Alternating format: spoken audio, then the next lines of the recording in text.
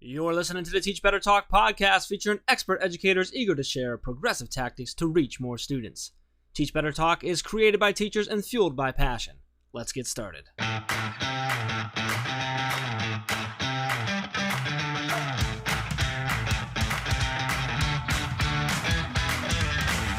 Hey everyone, welcome to episode 149 of Teach Better Talk. My name is Ray Hewart, and as always, I am with my celebratory friend, Jeff Gargis. Celebratory, huh? I like it. Well, Was that just off the cuff? Well, it was not only off the cuff, but it was because right before we started recording, we were talking about our friend Tim, and so I thought that we would literally just spend the next few minutes celebrating how great Tim was, so I felt like that made you celebratory. Let's do that, yes. So, our friend Tim, as we call him, others call him Tim Cavey or Mr. Tim Cavey or Mr. Teachers on Fire. Does he go by the whole name every time, like Mr. Tim Cavey? That's what everybody I don't know. calls I just him? know that's his Twitter handle. He has Mr. Tim. It just seems Cavey. like, or no, it's just Mr. It's Mr. Cavey. I don't know what it is. I don't know. Apparently, I I don't doubt- even know him. I doubt that his mother calls him and he's like, "Hello, honey, Mr. Tim Cavey." Like, I bet he goes by Tim sometimes if you're like BFFs with him or something. Maybe you're right. Yes, I was referring to how we call him, our friend Tim.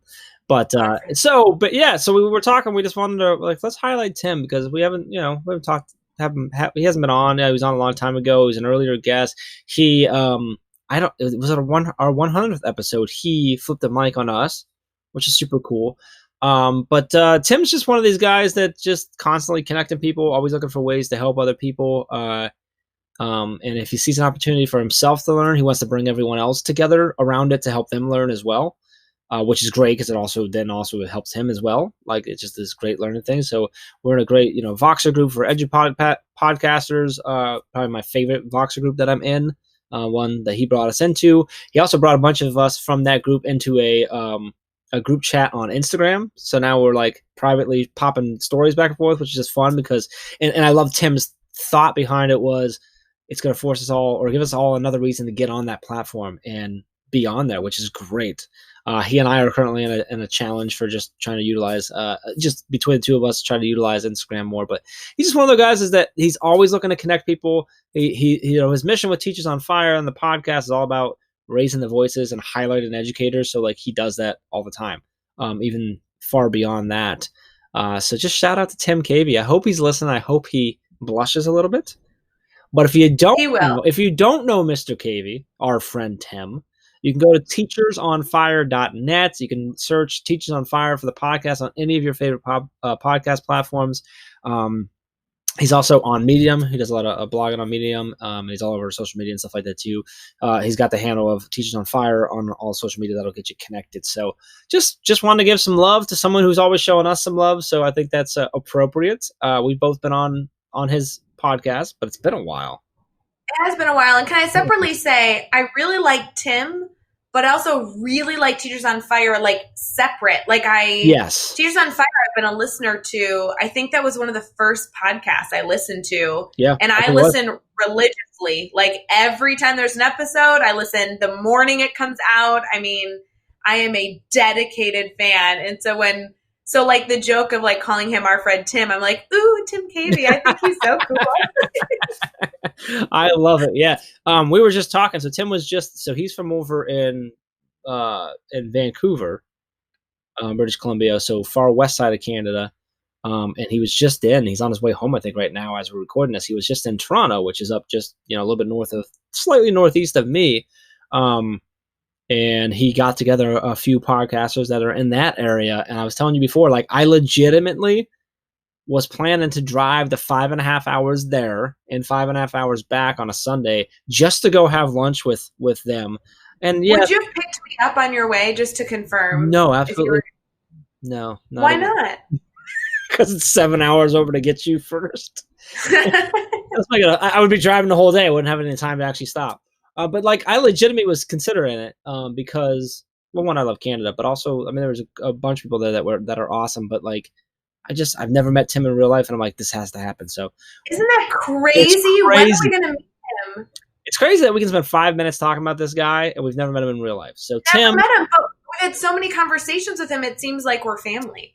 I don't know. I think one day I'm just gonna buy a plane ticket and show up at his door and be like, "Hey, I'm here." Just like knock knock, hey Yeah. Tim. Hey, what's up? Got a couch? I'm here. So anyway, shout Well, out. do you think you'll convince him to come to Teach Better Conference 2020? I don't know. We'll find out, Tim. Tim, Let's hey see what happens, Tim, Tim. hey Tim. So this is great. I love this. I think we should do this more. Do what I think we more? should just pick a random person and just highlight the heck out of them for our intros. I think this is so much better than hearing what you or I think about anything else. All I'm hearing in my mind right now, just to completely embarrass him, is Mark Heller, who's a listener of Teach Better Talk.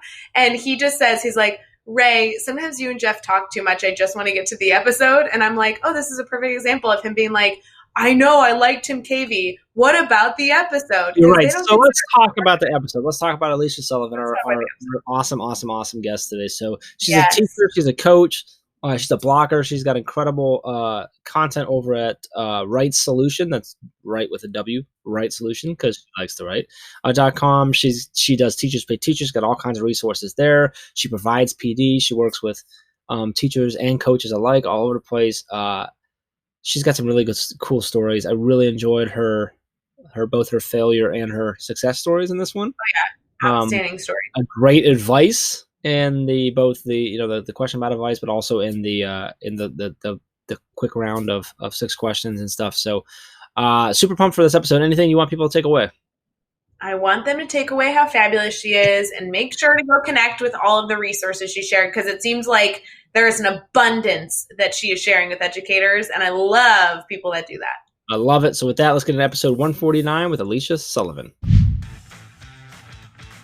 Hey everyone, it's Ray. We are about to get right back to the episode, but I wanted to make sure you are a part of our Facebook group. The Teach Better team has a private Facebook group that has grown so much over the past few months, and we continue to do live sessions, answer questions, and have teachers share their lesson plan ideas so we can all collaborate together. Head over to Facebook and search Teach Better Team to request to join, or you can head to teachbettergroup.com and request there. Either way, we'll see you over on Facebook. Now let's get back to the episode. All right, we're here. We are chatting with Alicia Sullivan, and we are already laughing and having a good time. So this is already setting up to be a great episode. Alicia, really excited to have you on and get a chance to kind of learn about you and hear your story. But before we get too far into that, how are you feeling right now? I'm really excited to be here. I'm really excited that we are doing an audio only podcast. That's pretty awesome. I know, Alicia, it was fun to see you on camera, but we won't have the entire world see you in your pajamas for Teach Better Talk, I promise. Which is awesome. Thank you. I also empathize with that because I am also recording in my pajamas. So this is really just a PJ party is really what this is. Yes, it is. So before we get too far into our pajama party, would you mind kind of telling us about you for a little bit so our listeners can get to know you and kind of learn about how you would normally describe yourself and all that you do? Sure. Well, I describe myself as a teacher. I am still in the classroom. I'm back in the classroom. And I spent some time away from the classroom coaching beginning teachers all around the state, which was an amazing experience. And when I came back to the classroom, everything looked and felt different. So I feel like my perspective has really changed. I'm excited to be here. I'm in a really neat position where I get to work inside of lots of classrooms and I get to work with lots of different teachers. And I do some work on my Right Solutions blog, and I do some PD work. So I feel like the most important part of the work that I do is supporting teachers to kind of flip their perspective. So teachers tell me all the time that like, this is too hard. This particular situation has me set up for failure and this can't be done. And I feel like that is the most exciting challenge of my work. And I kind of have this mission to find a way to let teachers feel comfortable and let their love for teaching shine even in really challenging situations. So I try to make their work easier and like get the big roadblocks out of the way. I think that's kind of my main goal these days. I love that. I love that you try and find those challenging situations and make them better, allow them to work through that. So, and that's important work. That's an important thing for us to be doing. So, I love that. So, let's talk about a challenge that you've had. Now, talking about challenges, can you tell us a story? Share with us a time that you've had a challenge or a failure in your life or your career. Kind of take us there with you. What happened? How did you overcome that? And what did you take away from that experience? Absolutely. So I think as teachers, we have like failures every single day that we kind of like work through, get past, and hopefully forget the worst of them by the end of the day. But when I was spending all of my days in other people's classrooms, coaching all the time, I felt like my role was to make sure that every teacher I coached became a better teacher by the end of our relationship. And I had 1 or 2 years with each teacher. So I had this like roadmap ahead of me, and we did all of this assessing together. So I knew where they were when we started, and I just felt so driven to get them someplace beyond where they were. And it was really hard for me to come to a realization that I couldn't, no matter what I did, I couldn't make that work for every teacher. And so, I had amazing tools in front of me. I got some amazing training from the New Teacher Center. So I had, some amazing tools that were working for so many teachers, and I could implement them and see them work well. And teachers, got their classrooms more engaging, and their lessons were more exciting, and their students were performing. And I had a few teachers that it just wasn't happening.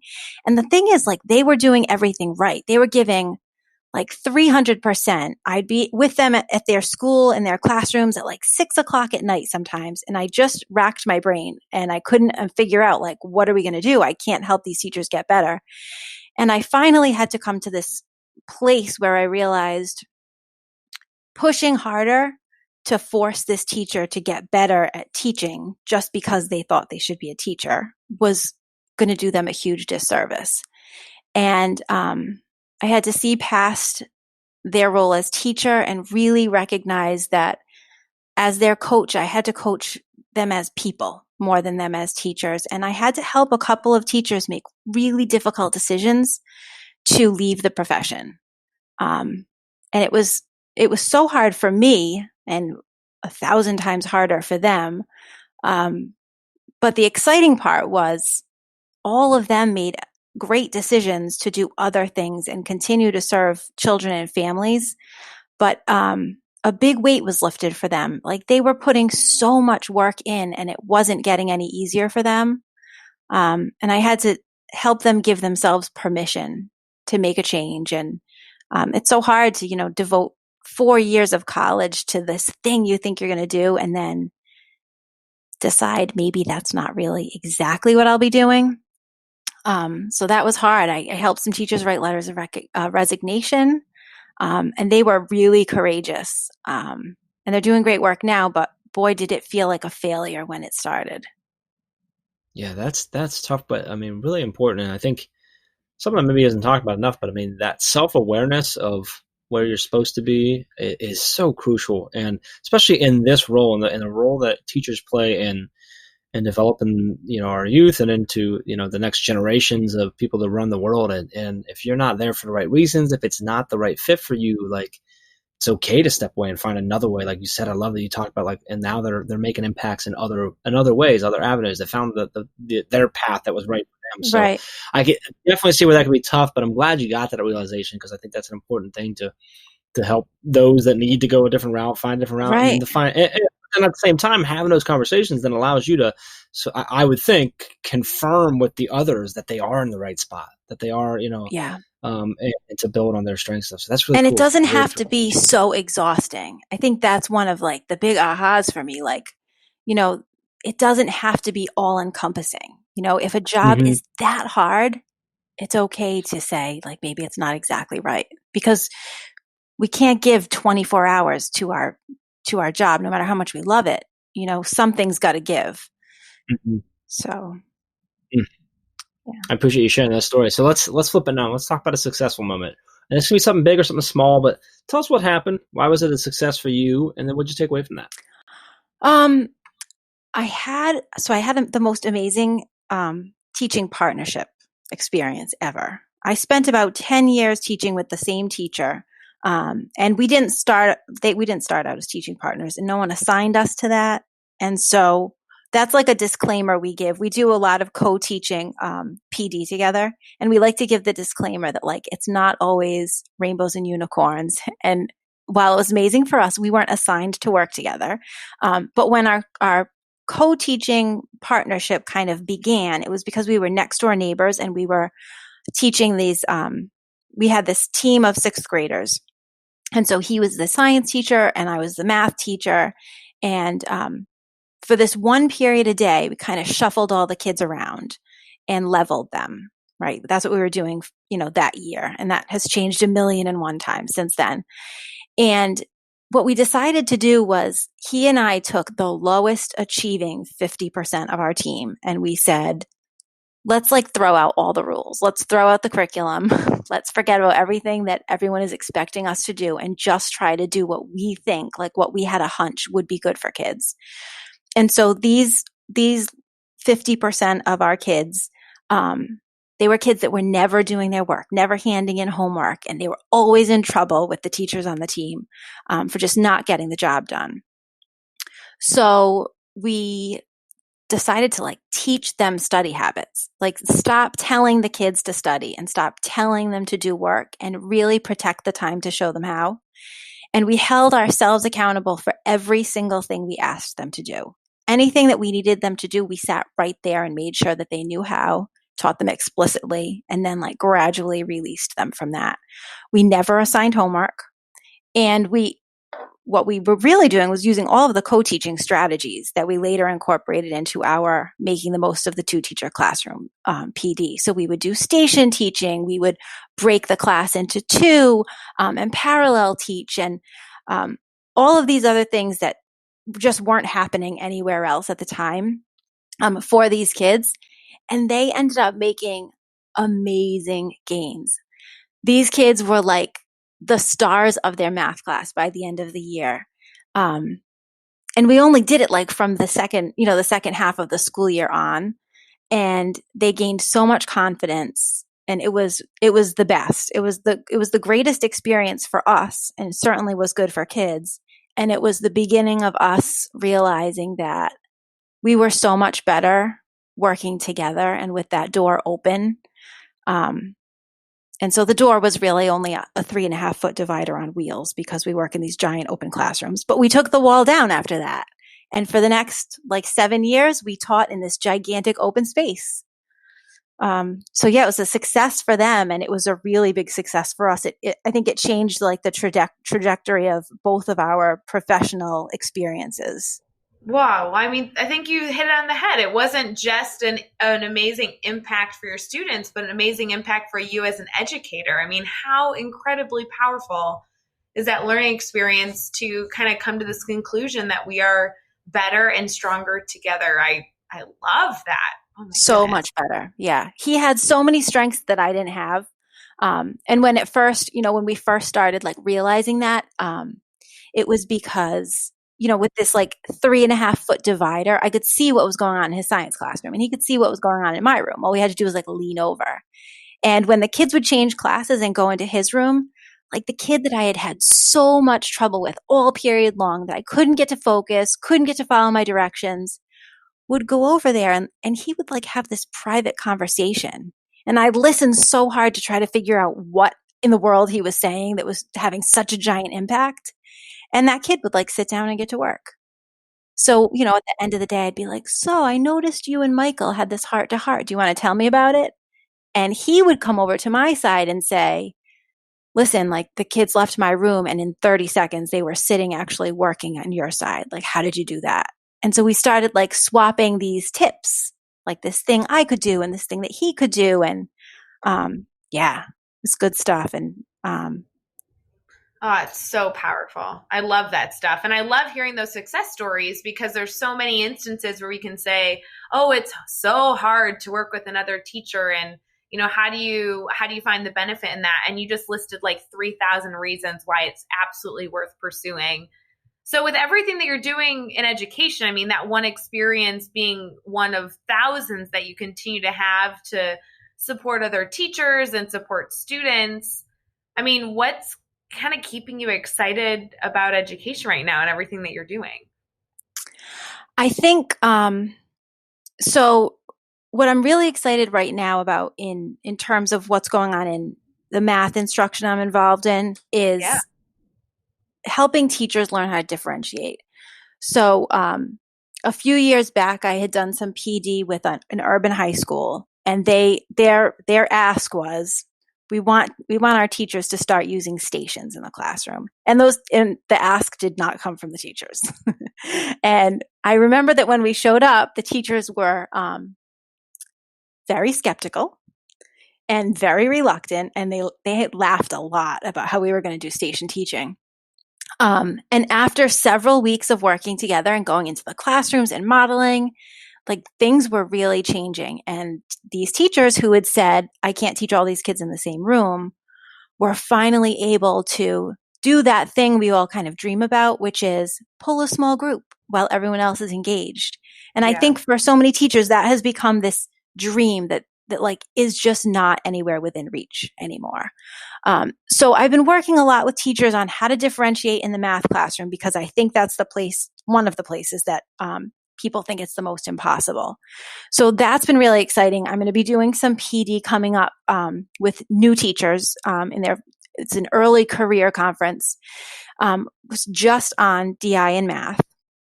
So I'm really excited about that. And I'm really excited about reciprocal teaching. So we've had a big initiative in my school this year, which has been amazing, because I already believed in reciprocal teaching, and my teaching partner and I had been doing it for a really long time with great success. And a lot of the teachers that I coach have been in love with reciprocal teaching. So it's kind of become this school-wide initiative where I am now. And I've been doing a lot of work like on my blog with it, and getting a lot of questions on my Instagram. So I'm excited to see where we can go with that.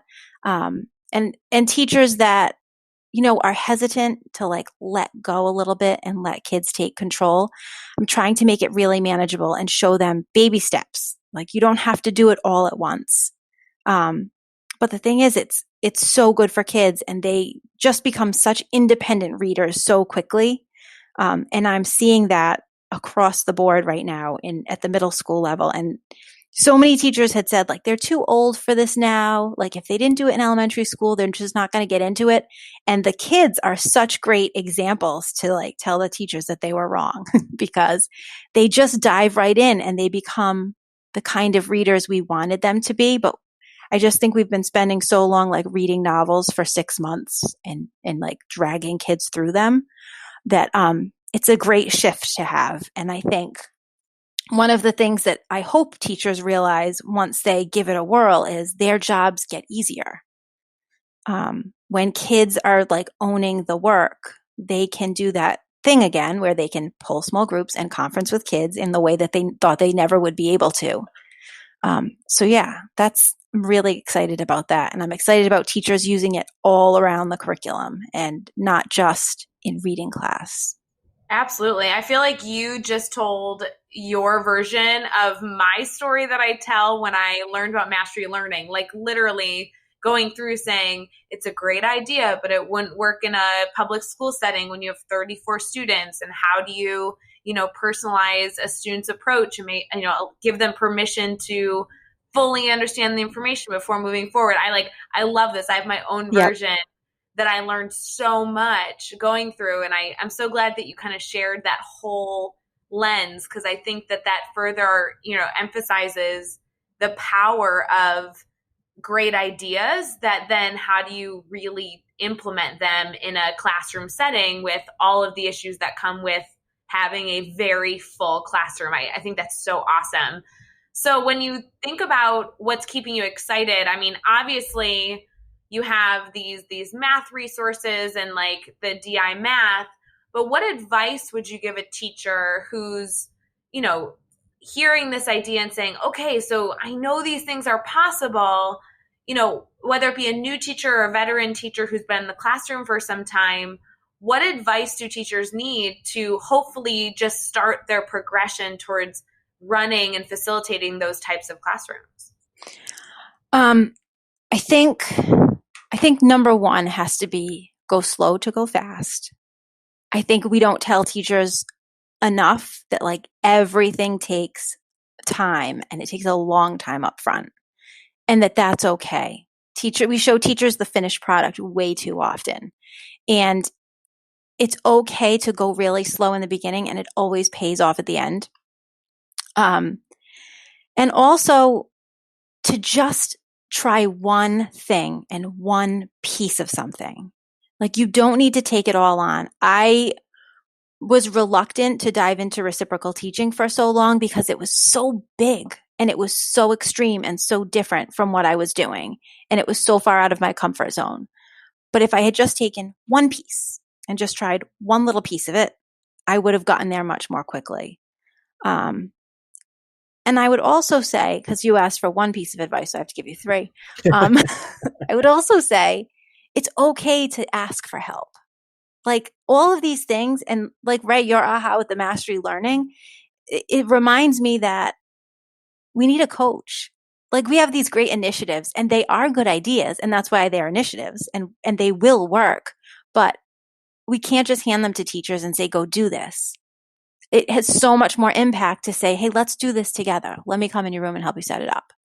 And like, if you do some of that hard work up front, they're just, the roadblocks are gone.